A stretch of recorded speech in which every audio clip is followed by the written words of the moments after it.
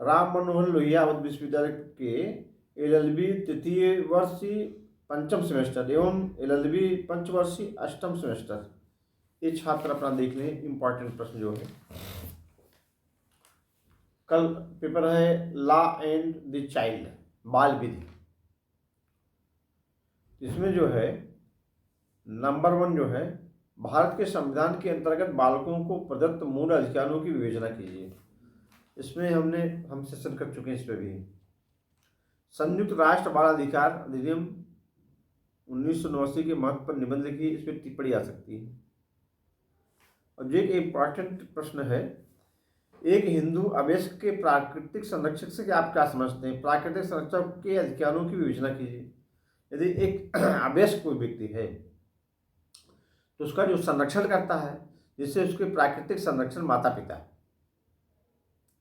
किसी बच्चे के प्राकृतिक संरक्षक, जो प्राकृतिक संरक्षक लिखा गया है, प्राकृतिक संरक्षक उसके माता पिता है, तो इसके बारे में लिखने के लिए कहा है, तो ये इंपॉर्टेंट है।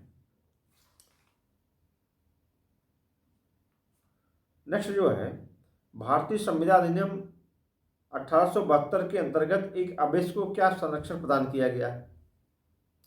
इस पर भी हमने चर्चा किया है। मोहरी बीबी धर्मोदास घोष का ये नाम है, मोहरी बीबी बनाम धर्मोदास घोष। इसका हमने उदाहरण भी दिया है, केस ला दिया है, जो प्रिवी काउंसिल का केस है, बहुत पुराना है और बहुत ही महत्वपूर्ण है। तो इसमें जो है अवयस्क को जो है, जो अवयस्क है वो संविदा नहीं कर सकता। संविदा करने के लिए अवयस्क सक्षम नहीं, असमर्थ। तो उसमें जो है वो केस का हमने हवाला दिया है, मोहरी बीबी बनाम धर्मोदास घोष, उसमें डिटेल आपको मिल जाएगा। अवयस्क जो किया गया शून्य है, न कि शून्यकरणी, निर्णित वादों की सहायता से वर्णन कीजिए। इसमें भी वही रखिएगा, मोहरी बीबी बनाम धर्मोदास घोष। पहला है, अवयस्क द्वारा किया गया करार शून्य है।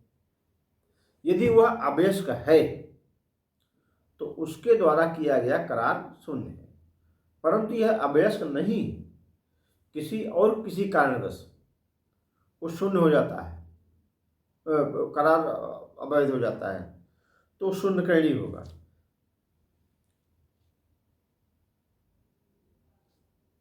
यानी बहुत ही डिटेल हमने किया है। अवयस्क द्वारा क्या, अवयस्क द्वारा किया गया, की गई संविदा, किया गया करार शून्य है कि नहीं। शून्य का अवयस्क कब शून्यकरणी है, वो धर्मोदास घोष बनाम मोहरी बीबी आप देख लेंगे तो जस्ट पढ़ेंगे तो सब समझ में आ जाएगा, पढ़ने की भी जरूरत नहीं पड़ेगी।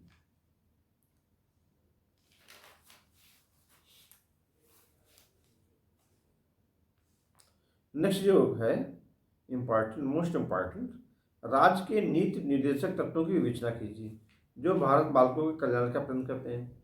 नीति निर्देशक तत्वों पर भी हम चर्चा कर चुके हैं। कॉन्स्टिट्यूशन जब पढ़ा रहे थे, कॉन्स्टिट्यूशन जब सेशन कर रहे थे, तो उस समय जो है ये राज्य के नीति निर्देशक तत्वों की हमने विवेचना किया है, इस पर हमने डिस्कस किया है, उसको भी आप पढ़ सकते हैं।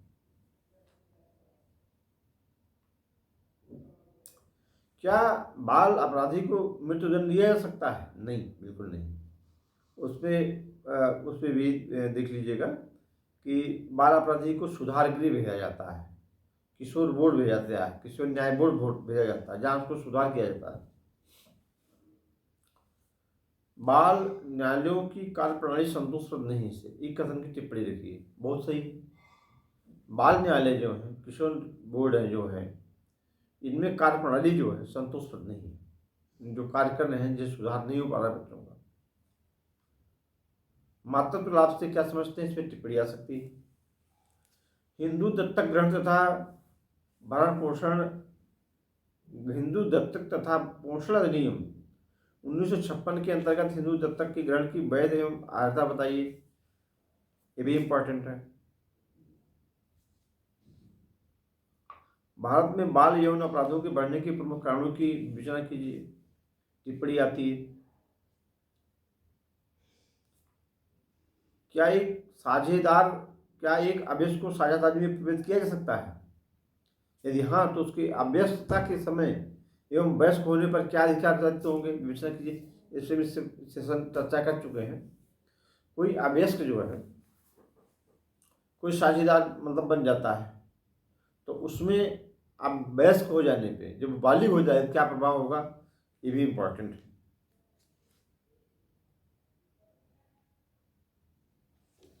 किशोर न्याय बोर्ड पे टिप्पणी आ सकती है। इसका गठन कार्य टिप्पणी आ सकती है।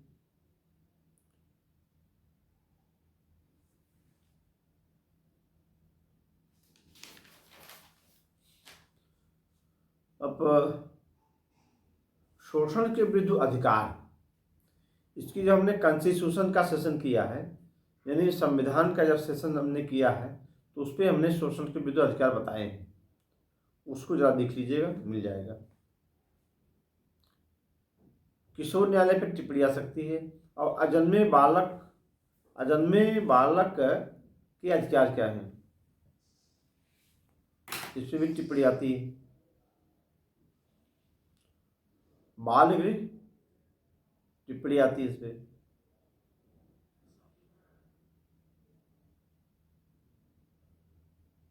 और शिक्षा का मूल अधिकार, तो इस पर प्रश्न भी आता है, टिप्पणी भी आती है, इसको भी देख लीजिए। यदि इतना आपने सही निगाह से देख लिया तो अच्छा से अच्छा नंबर मिलेगा एग्जाम में। तो चूँकि आप सेशन अपना समाप्त करते हैं, अब कल जो है नेक्स्ट सेशन में, कल परसों जो पेपर होंगे अब कल बता देंगे उसको। आज